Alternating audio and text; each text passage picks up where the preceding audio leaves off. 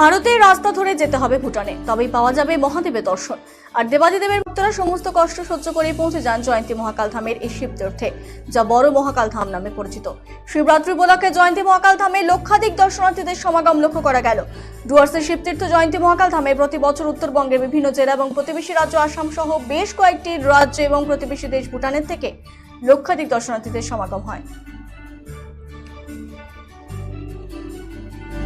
জয়ন্তী নদী পার করে বেশ কয়েকটি পাহাড়ি নদী ঝর্ণা পেরিয়ে পায়ে হেঁটে প্রায় 3000 ফুটও বেশি উঁচু পাহাড় হয়ে পরবর্তীতে মহাকাল ধামে পৌঁছতে হয় পুণ্যার্থীদের।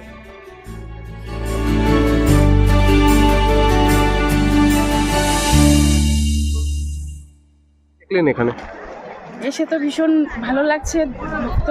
ভক্তগণ, দর্শনার্থী, পুণ্যার্থীরা প্রচুর ভিড় অলরেডি জমে গেছে, আমাদের সবাই আসছে। এবার একটা জিনিস, প্রশাসনের পক্ষ থেকে অনেক কিছু সুযোগ সুবিধা এখানে রয়েছে যাতে দর্শনার্থীদের কোনো রকম অসুবিধা না হয়।